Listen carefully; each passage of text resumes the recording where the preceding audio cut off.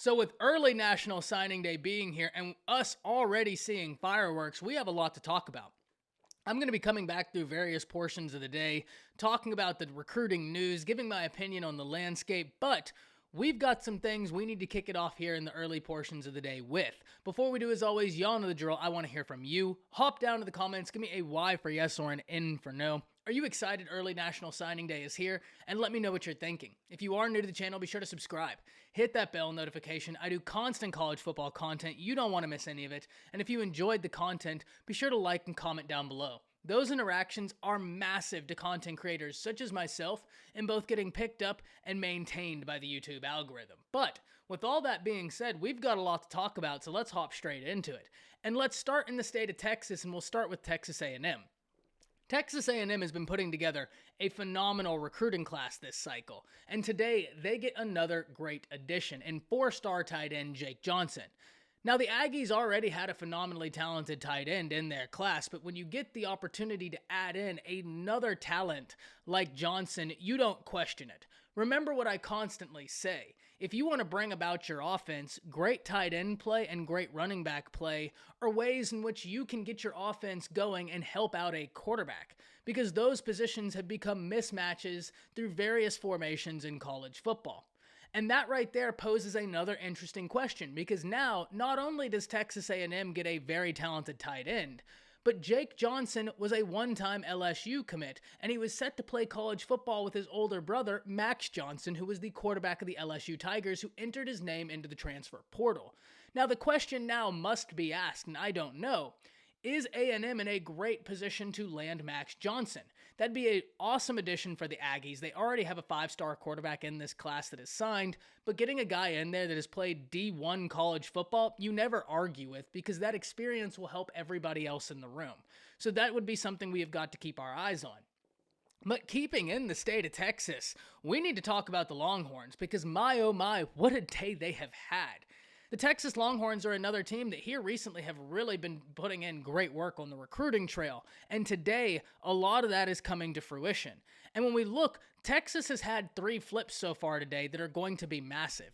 First off, Xavier and Bryce, they flipped from Oklahoma. And look, anytime the Texas flips somebody from Oklahoma or vice versa, you already know it's a little bit sweet to those fans. The Cross River rivals, they take those recruiting battles very seriously, and Texas now has won a battle for Xavier and Bryce. But they didn't just win a battle for Xavier and Bryce, who's from the state of Texas. They also won a battle for Texas defensive end Ethan Burke, who is committed to Michigan.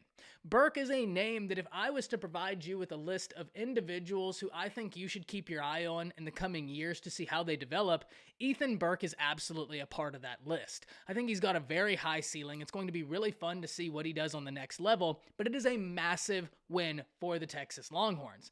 And then finally, the biggest win in the flip department for the Longhorns is Terrence Brooks, in my opinion. And we're going to talk about that a little bit, because Terrence Brooks was committed to Ohio State. And Terrence Brooks is a phenomenally talented cornerback prospect.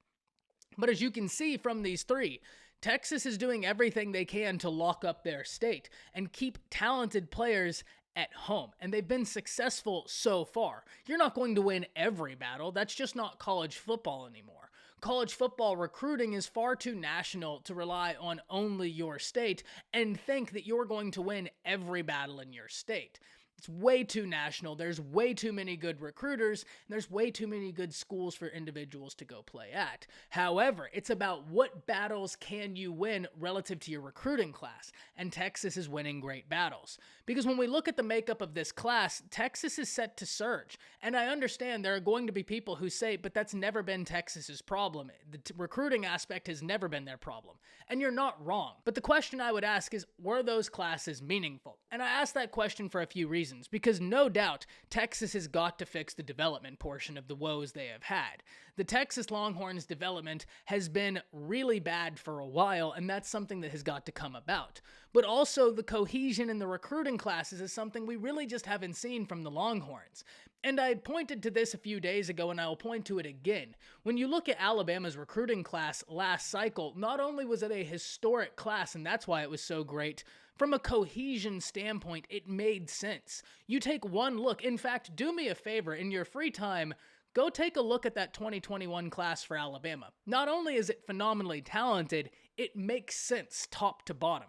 Everything in that class, you're like, we could build a really talented football team around this class. That's the cohesion you're looking for. And the craziest thing about it is Alabama was a team that already had cohesion on roster. They can go out and just grab talented individuals, but that's not the Nick Saban way. That's not the way they recruit.